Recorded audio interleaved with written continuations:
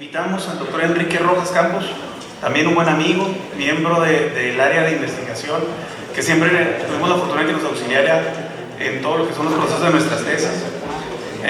Es investigador médico y pues no requiere más presentación. Bienvenido, Enrique. Muchas gracias al doctor Antón Limas. Quiero iniciar felicitando a todos los egresados de este hospital por el esfuerzo de la reunión del día de hoy y agradecer en lo particular al doctor Jorge Gutiérrez, al doctor Miguel Medina, al doctor Luis Evangelista por su invitación a participar. Me tomaría mucho tiempo agradecerle a todos, a todas y felicitar a todos los profesores. Bien,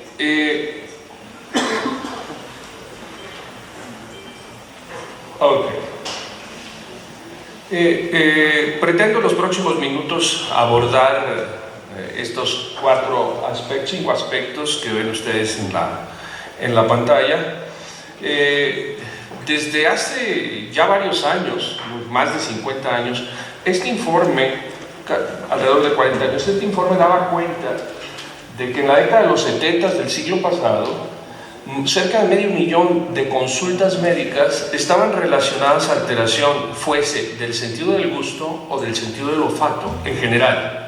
Es decir, 500,000 de consultas en el siglo pasado, en el último cuarto del siglo pasado, podrá sonar mucho, podrá sonar poco. Y daba cuenta de que las enfermedades que principalmente estaban relacionadas con la alteración del sentido del gusto, las enfermedades crónicas, estaba la enfermedad renal crónica, una entidad de todos ustedes conocida.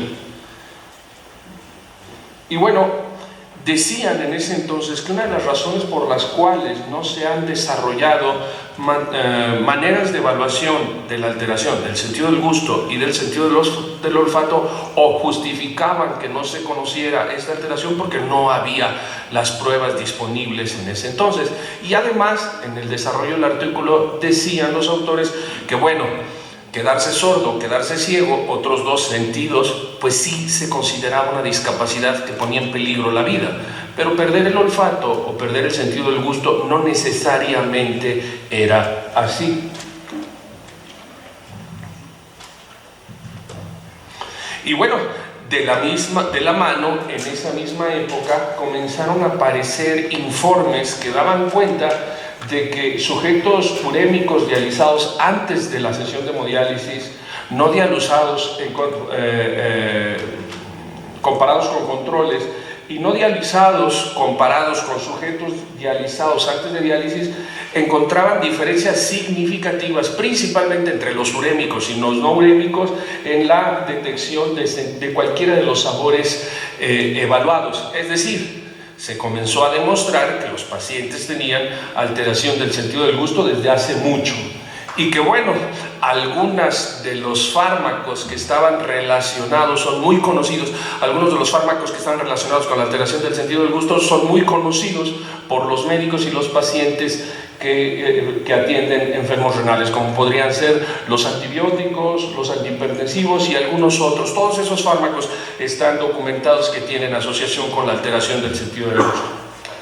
Bueno, solo recordarles que el órgano que se hace cargo del sentido del gusto es la lengua, y que está descrito desde hace ya mucho tiempo que nervios inervan y que están involucrados cuando menos hasta 3 pares craneales en la inervación de este órgano, y que está conocido que hay estructuras especializadas como papilas o botones, algunas de disposición distinta, que justifican la sensibilidad. Todos sabemos que existen áreas específicas para la detección de los sabores en las áreas anatómicas de la lengua. Y bueno, eso es algo que no es nuevo. Sin embargo, quisiera pedirle su atención a esta diapositiva que tienen ustedes enfrente. Este esquema, que podría parecer un poco complejo, trata de dar cuenta de el desgaste energético proteico, antes conocido como desnutrición del paciente renal, y que tiene múltiples causas. Dentro de sus múltiples causas está la baja ingestión de nutrientes, es decir, la baja ingestión de nutrientes tiene como consecuencia la presentación clínica del desgaste energético proteico. Y esta inadecuada ingestión de energía también a su vez tiene múltiples causas, y una de ellas es la disgeusia. Desde luego que es lógico pensar que si no te saben bien las cosas, que si tienes un gusto alterado, pues no vas a comer adecuadamente. Esto lo vimos de una forma un poco alterna en la pandemia del COVID, como uno de los síntomas cardinales para el diagnóstico popular era la pérdida del gusto. Ahora bien, entonces comparten el estado nutricio y la alteración del sentido del gusto algunos escenarios. Por ejemplo, el cambio del apetito, la inadecuada ingestión de energía y la inadecuada selección de alimentos. Y esto es muy importante para el manejo multidisciplinario de los pacientes renales. Ahora bien, ¿cuáles serían los factores que alteran el sentido del gusto del paciente renal? Pues desde luego que todos ustedes conocen, porque desde hace mucho tiempo, que la propia uremia trae un síndrome clínico que deriva en alterar el sentido del gusto. También los medicamentos, que traté de manera muy resumida, presentar una diapositiva, pero que ustedes pueden conocer más información.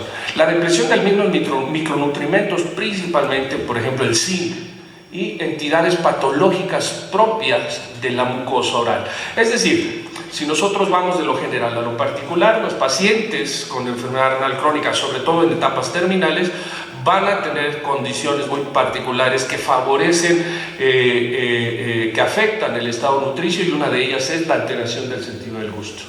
Ahora bien, ¿cómo se determina el sentido del gusto en el paciente renal? Vean ustedes algunos estudios que les pretendo mostrar aquí. Este es un estudio de final de la década de los 70 del siglo pasado, en donde pacientes que estaban a largo plazo en hemodiálisis se compararon entre el evento de prediálisis y posdiálisis. Y pueden ustedes ver, bueno, en este caso determinaron las concentraciones séricas de zinc. Y pueden ustedes ver las barras. En la barra de líneas es antes de la diálisis, la barra blanca es después de la diálisis, de la sesión de hemodiálisis, la barra negra es el grupo control. Todos estos estudios, este estudio fue llevado a cabo mediante tiras reactivas para la detección de umbrales de sabor. Y pueden ustedes observar también que son 4 los sabores básicos. Para ese momento eran considerados solo 4 los sabores básicos, y es notorio que el sentido del gusto cambia después de la sesión de diálisis. Desde luego que tiene lógica la presentación clínica en cualquiera de los sabores que fueron evaluados. Dulce, salado, agrio y amargo, si no alcanzo mal a leer. Ahora bien, siguió generándose evidencia en la cual los pacientes, en este caso con diálisis peritoneal continua ambulatoria, mediante nuevamente la evaluación de los 4 sabores básicos, se comenzaron a ver el punto en el cual el paciente detectaba correctamente el sentido del gusto. Y bueno, hay suficiente evidencia para decir que desde el siglo pasado se conoce que los pacientes en diálisis tienen alterado el sentido del gusto. Pero quisiera resaltar esto que está en rojo, no sé si se alcance a ver, que prácticamente todos los estudios están hechos mediante autorreporte. Es decir, estas 3 diapositivas que les he presentado es para resaltar el hecho de que el autorreporte ha sido el mecanismo más frecuente utilizado para el diagnóstico de la alteración del sentido del gusto. Tiene lógica que el paciente llegue a la consulta de su médico y le diga: la comida me sabe a cartón, la comida sabe horrible, no me sabe la comida, y que eso se vuelve un reto no solo para el médico, sino para el personal de nutrición.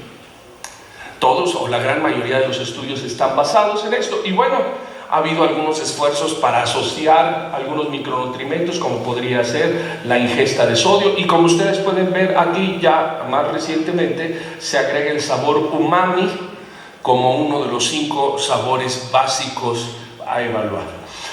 ¿Cuáles son las pruebas que existen para evaluar el sentido del gusto? En esta tabla se resumen básicamente 2 tipos de métodos: los métodos indirectos y los métodos directos, que son más numerosos en la tabla. Entre los métodos indirectos son los que he venido diciendo que son los más comunes, son los cuestionarios, ¿sí? El autorreporte del paciente para informar problemas de sabor. Y bueno, la terminología puede no ser homogénea. Lo que para una persona puede ser: me sabe a cartón, me sabe a no sé, a una lámina o alguna cosa. Tiene esa limitación, tiene la ventaja que cualquier paciente puede ser el autorreporte. Existen metodologías directas. 1, 2, 3, 4 están resumidas aquí. Estas dos primeras se parecen porque se utilizan tiras reactivas. Una de ellas es detección a través de umbrales. ¿Esto qué quiere decir? Quiere decir que cada tira reactiva tiene una concentración de cada uno de los sabores. ¿En qué momento el paciente dice detecto algo? Pero eso no quiere decir que lo detecte correctamente. Es decir, detecto, siento que tengo algún sabor en la lengua, pero puede equivocarse, y por eso viene el reconocimiento del sabor a través de umbrales. En otras palabras, a qué concentración detecta el sabor y a qué concentración lo detecta correctamente. Estos vendrían a ser estos dos métodos que son directos. En tercer lugar está la electrogustometría, que es la estimulación eléctrica de las terminales de la lengua para poder detectar. Todas estas metodologías que son directas tienen la desventaja de los costos, tienen la desventaja de que tienen que ser en medios más o menos controlados, y sobre todo la electrogustometría, que es de un ambiente más bien hospitalario. Ahora bien, existen las pruebas de emparejamiento, que también son métodos directos. Esto proviene de la ciencia la ciencia de la comida, de los alimentos, de los enólogos, y en donde mediante concentraciones conocidas de elementos que debieran ser detectados por población normal, se puede evaluar la capacidad del sujeto para detectar correctamente el sabor. Y bueno, sirve tanto para la investigación como para la clínica. Nosotros desarrollamos y validamos una prueba que tiene como sustento la metodología directa del emparejamiento. Es decir, conociendo las 5 concentraciones, esto lo obtuvimos de la literatura, la concentración de sacarosa al 2% para el sabor dulce, cloruro del sodio a 0.5% para el salado, de ácido cítrico al 0.1% del agrio, cafeína al 0.06% para el amargo y glutamato monosódico al 0.25% para el sabor umami, que de acuerdo a la literatura eran concentraciones suficientes para ser detectadas, diluidas a dichas concentraciones y presentadas al paciente mediante alícuotas de 10 mililitros, en lo que el paciente probaba, recibía el agua destilada con la concentración del sabor, y se le dice al paciente cuál sabor, detectas o no un sabor, elige de la tabla cuál sabor detectas, para evitar el sesgo de exclusión, que diga, bueno, ya detecté este, puede ser este otro. Conforme más avanza la prueba, pues es lógico pensar que da nada más este, seguro es este. Se le dice al paciente que puede un sabor repetirse en la misma prueba. Una vez hecho esto, se le pide al paciente, una vez detectado el sabor, si es que lo detecta, que diga con qué intensidad, mediante una escala visual análoga. Es decir, el paciente puede detectar correcta o incorrectamente el sabor, o no detectarlo, y bajo qué intensidad lo detecta. Esta prueba, la que sigue, por favor. Se prende el foco, no sé si se dice. La que sigue, por favor. Esta prueba, una vez validada, publicamos los resultados, y estos son la estadística de la prueba test-retest. Fue validada en sujetos jóvenes, estudiantes universitarios, de aquí del Centro Universitario de Ciencias de la Salud, y el cambio en la identificación del test-retest no fue significativamente diferente. Es decir, los sujetos que validaron la prueba detectaron el mismo sabor en el test-retest, habiendo estado cegados a los resultados. Y esto mismo se observó en la intensidad. Al hacer el análisis coeficiente de correlación intraclase, todas ellas fueron significativos. ¿Qué quiere decir esto? Que los sujetos detectaban el mismo sabor en términos generales a la misma intensidad. Una vez validada la prueba, nosotros evaluamos a sujetos en diálisis peritoneal y en hemodiálisis en una prueba test-retest también. Los pacientes en diálisis peritoneal y en hemodiálisis. Esto es un análisis de Plan-Alman. Yo quisiéramos un ejercicio así súper rápido. Esta es una imagen de campana de Gauss acostada. Es decir, si ustedes se recuerdan la campana de Gauss, todos tenemos una imagen de una campana de Gauss, y inclinasen a la derecha, podrían encontrar el dibujo de una campana de Gauss aquí, aquí y sucesivamente. ¿Para qué es este análisis de Bland-Altman? Para evaluar la repetibilidad de una prueba. Es decir, el error, la capacidad de equivocarse, también tiene una distribución normal. Y como nosotros observamos aquí, la repetibilidad de la prueba validó, o este análisis validó que la prueba tenía esa repetibilidad. Y en este caso, ¿le pueden dar clic, por favor? Evaluamos 43 pacientes en hemodiálisis y 32 pacientes en diálisis peritoneal. La edad promedio de los pacientes no fue significativamente diferente. Hubo un porcentaje mayor de hombres en aquellos que estaban en diálisis peritoneal, tenían menos tiempo en diálisis aquellos que estaban en diálisis peritoneal, y tenían un puntaje de desnutrición, en este caso un puntaje para evaluar la desnutrición significativamente mayor, lo que trajo que tuvieran menos pacientes con estado de nutrición normal comparado con sus contrapartes de hemodiálisis. Ese era el estado en el que se encontraban los pacientes cuando validamos, y comenzamos a encontrar cosas que son muy interesantes. Vean ustedes esta gráfica en la cual se evalúa el porcentaje de identificación correcta, es decir, los pacientes que le atinaron, por así decirlo, a la detección de cada uno de los 5 sabores. En la columna blanca están los sujetos que validaron la prueba, los sujetos sanos. En la columna gris oscuro están los pacientes en hemodiálisis, y en la columna negra están los pacientes en diálisis peritoneal. Se puede observar que los sujetos en diálisis peritoneal detectan significativamente menos, o se equivocan más, como lo quieran ustedes interpretar, al detectar el sabor dulce. Y esto es muy interesante, porque si no le sabe la comida a dulce y tiene que ponerle mayor cantidad, esa fue una especulación que dimos en ese momento. Los pacientes en hemodiálisis tendieron a detectar, comparado con los controles, los pacientes en hemodiálisis tendieron a detectar o tener mayor error a la detección del sabor salado. Y eso también suena muy interesante. En el caso del sabor agrio, los pacientes en diálisis peritoneal tendieron a detectarlo con mayor error o a equivocarse más. Y el sabor umami, los pacientes en diálisis peritoneal se equivocaron comparado con los controles y comparado con sus contrapartes en hemodiálisis. Bueno, una vez encontrados estos resultados, cuando comparamos la intensidad del sabor en los 3 grupos, los sujetos sanos, los sujetos en hemodiálisis y los sujetos en diálisis peritoneal, no encontramos muchas diferencias significativas. Solamente los pacientes tanto en hemodiálisis como en diálisis peritoneal detectaban con menor intensidad el sabor agrio. Una vez tenido estos resultados, nos preguntamos, bueno, ¿y qué comportamiento tiene el sentido del gusto en los sujetos en la clínica? Y bueno, a partir de aquí pretendo presentarles a ustedes una serie de resultados que hemos obtenido en distintos estudios. Este es un estudio en sujetos que iniciaron diálisis peritoneal. Nos fuimos al segundo nivel, pedimos la colaboración de los nefrólogos, principalmente del Hospital 46, y cuando sabían que les iban a colocar el catéter de Tenkov, nos hacían el aviso y nosotros llegábamos a evaluarlos. Es decir, estaban previos al inicio de diálisis peritoneal, estaban naïf para tratamiento de reemplazo renal, en este caso con diálisis peritoneal.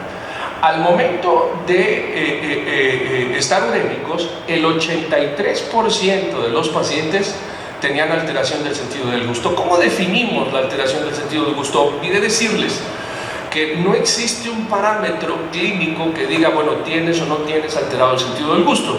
Nosotros consideramos de manera arbitraria que con que una persona se equivoque con uno de los 5 sabores, cualquiera que este sea, tiene alterado el sentido del gusto, porque debiera, en condiciones normales, de detectar los 5, independientemente de la intensidad con la que lo detecte, si se equivoca en un sabor. Y hemos podido dar cuenta de cuántos pacientes se equivocan en 2, en 3, en 4 o en todos los sabores. Bueno, dicho esto, el 83% de los pacientes tenían al momento de iniciar diálisis alterado el sentido del gusto. 90 días después, porque les dimos un seguimiento, persistían con alteración del sentido del gusto 2/3 partes. Es decir, seguía siendo muy frecuente la alteración del sentido del gusto en estos pacientes que, repito, inician diálisis peritoneal. ¿Qué pasó con los pacientes que iniciaban en hemodiálisis? Nuevamente, es en el marco de pacientes que inician hemodiálisis en segundo nivel, utilizando el mismo criterio. Les van a poner el acceso vascular, nos hacían el aviso y nosotros llegábamos a evaluarlo. La prueba no es muy difícil de llevar a cabo, toma alrededor de 30-40 minutos, no es difícil, es más difícil conseguir algunos de los sustratos, casi todos son de fácil obtención, excepto la cafeína. Ahora bien, en hemodiálisis el 77% tenían alteración del sentido del gusto y 3 meses después seguían el 68%. Es decir, tanto en diálisis peritoneal como en hemodiálisis, pues parece que esto no cambia. Cambiarán algunas otras variables relacionadas con la diálisis o con el comportamiento en general de los pacientes. Ahora bien, la intensidad del sentido del gusto. Vean ustedes, les decía al describirles la prueba, que los pacientes podían decir la intensidad con la cual detectan cada uno de los sabores. La línea azul viene a ser la intensidad basal, la línea roja viene a ser la intensidad 90 días después. No hay un cambio significativo en el reporte de la intensidad de cada uno de los 5 sabores. Ahora, esto es en diálisis peritoneal, en hemodiálisis tampoco. Ahora, nos llamó mucho la atención una imagen que se repite de alguna manera. Puede ser efecto de la confusión entre amargo y agrio, la confusión cultural que puede tener el amargo y el agrio, pero en el antes-después no hay diferencias significativas entre los pacientes. Vean la que sigue, por favor.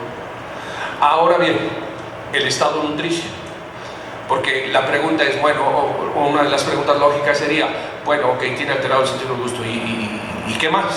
¿Y qué más?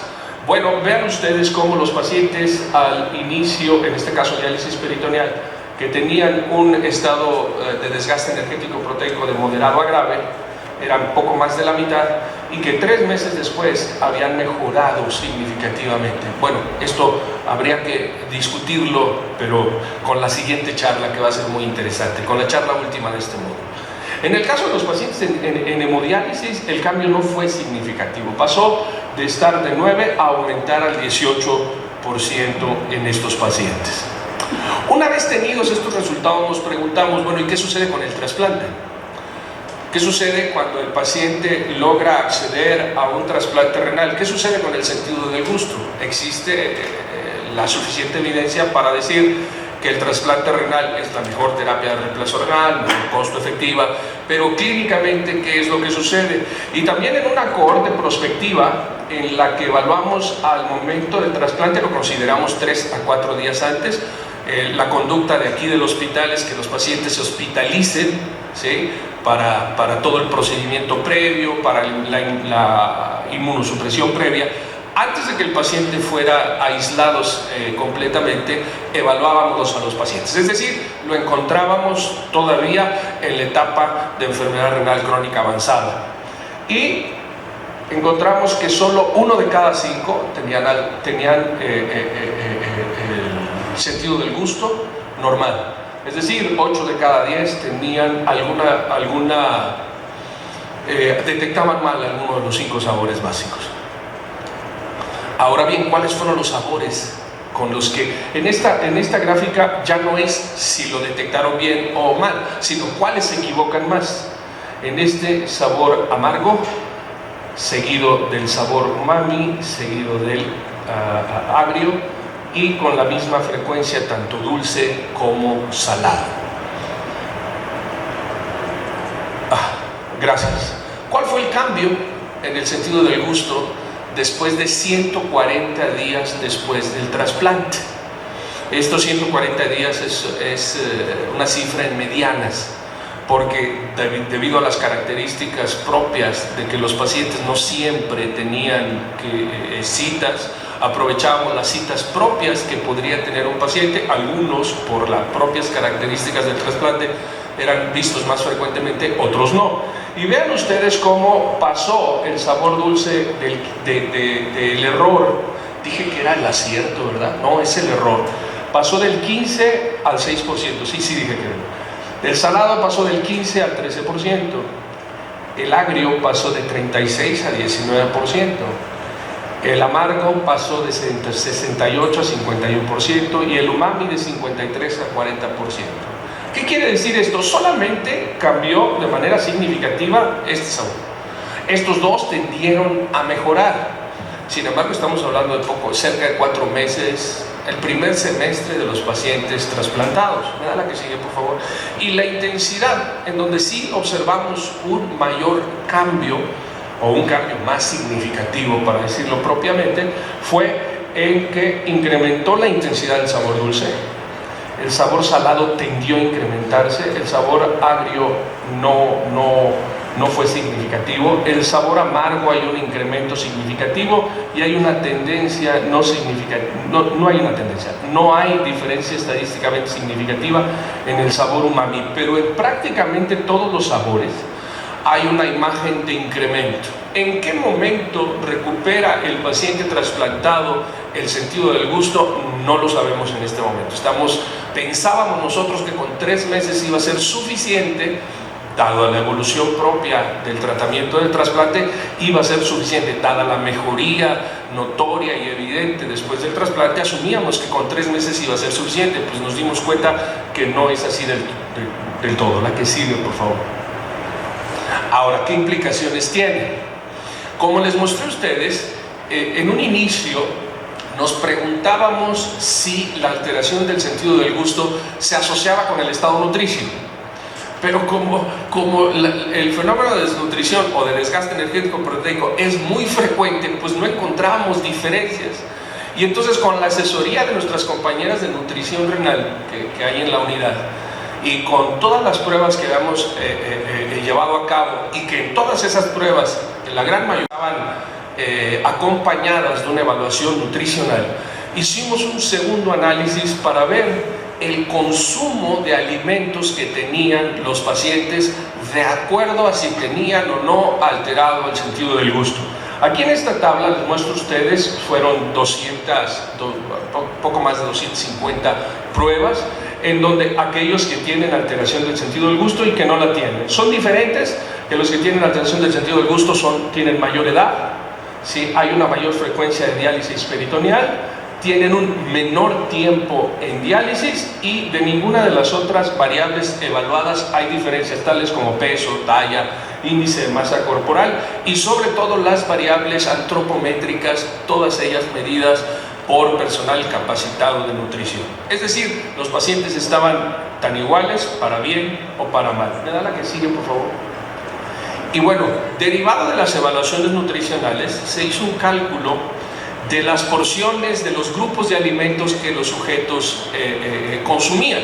En primer lugar, se dio cuenta de si consumían frutas, verduras, legumbres, carne roja, carne blanca, leche, yogur, queso, azúcares adicionadas, oleaginosas, huevo, pan dulce, comida frita, cereales, si agregaban edulcorantes artificiales o carne procesada.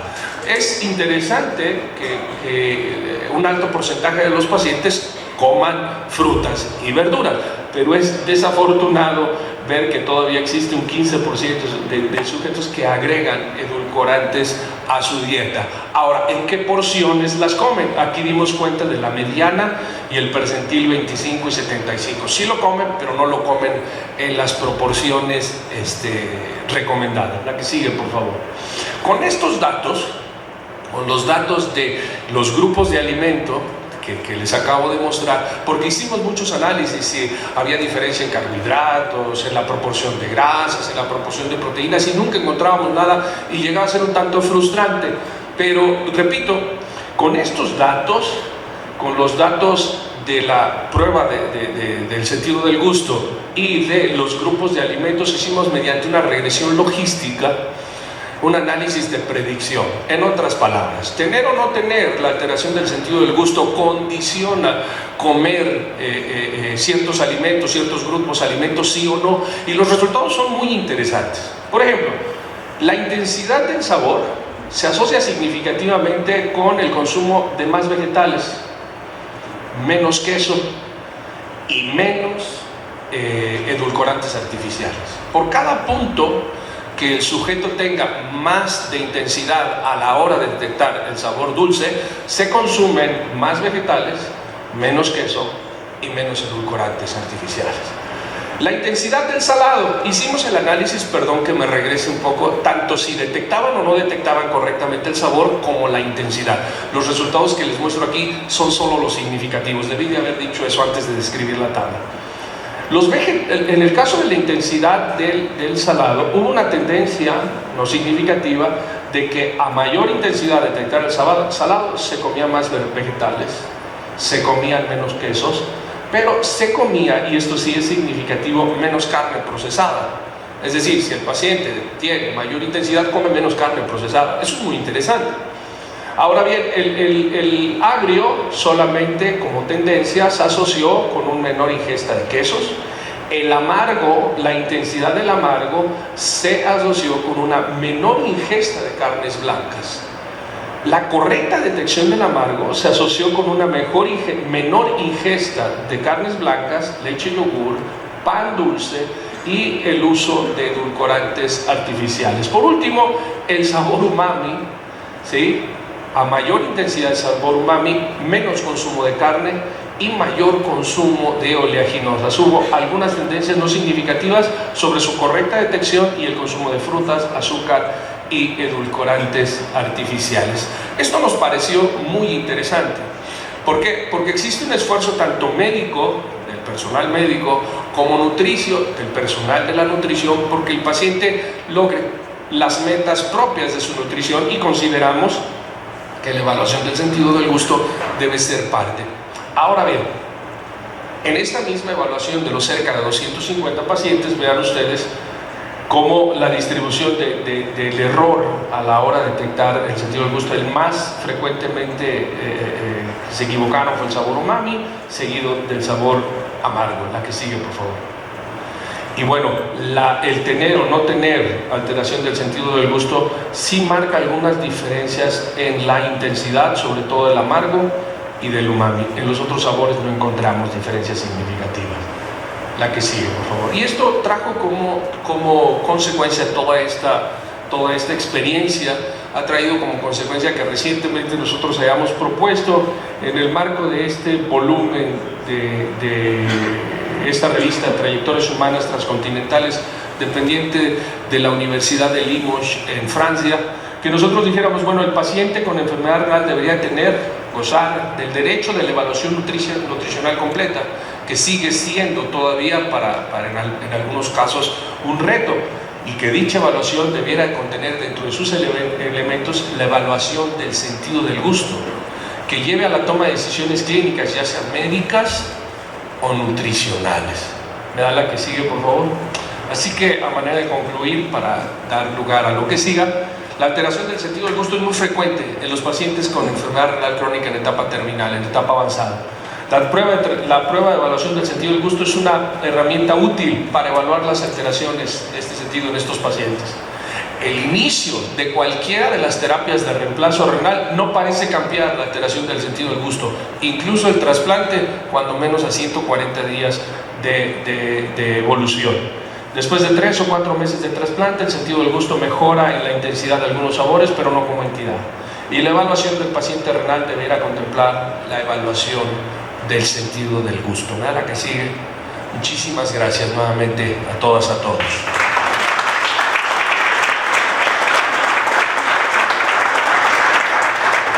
Muchas gracias por tu plática, como siempre, por demás didáctica, y a nombre de la Sociedad de Egresados de Nefrología del Hospital de Especialidades del Centro Médico de Occidente, te lo agradecemos de verdad. Muchas gracias.